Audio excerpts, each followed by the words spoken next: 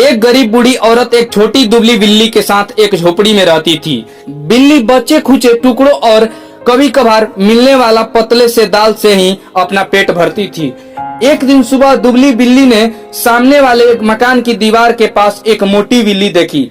दुबली बिल्ली ने मोटी बिल्ली को आवाज लगाई, अरे सहेली, ऐसा लगता है कि तुम तो हर दिन दावत के मजे उठाती हो। मुझे भी बता दो कि तुम्हें इतना सारा खाना कहाँ से मिल जाता है। मोटी बिल्ली ने जवाब दिया, राजा की चौकी पर, और कहाँ मिलता है। हर दिन जब राजा खाना खाने बैठता है तो मैं उसकी चौकी के नीचे छिप जाती हूँ और वहाँ पर गिरने वाले स्वादिष्ट टुकड़े चुपके से उठा उठा कर खाती रहती हूँ। दुबली बिल्ली आह भर कर रह गई। मोटी बिल्ली ने फिर कहा, मैं तुम्हें राजा के महल में कल ले चलूंगी, लेकिन याद रखना वहाँ पर तुमको छिप कर रहना पड़ेगा। अरे वाह, धन्यवाद बोलकर बिल्ली खुशी के मारे म्याऊ म्याऊ चिल्लाने लगी और अपने मालिकिनी को बताने चल दी।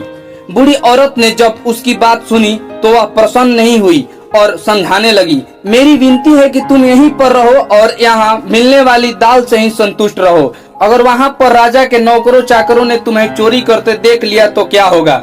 लेकिन दुबली बिल्ली लालच में फंस चुकी थी। उसने बूढ़ी औरत की एक नहीं सुनी। अगले दिन दोनों बिल्लियां महल की ओर चल दी। उधर एक दिन पहले ही राजा के भोजन कक्ष में बहुत सारी बिल्लियां घुस आई थी।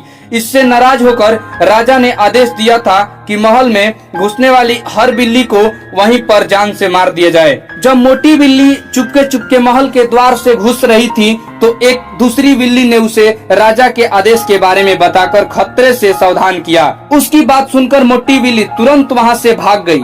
उधर दुबली बिल्ली चुपके चुपके भोजन कक्ष तक पहुंच चुकी थी। उत्साह में आकर उसने एक रोशनदार से छलांग मारी और अंदर घुस गई। वह एक बर्तन में रखा मछली का टुकड़ा उठाने ही वाली थी कि राजा के नौकर ने उसे देख लिया और मार डाला।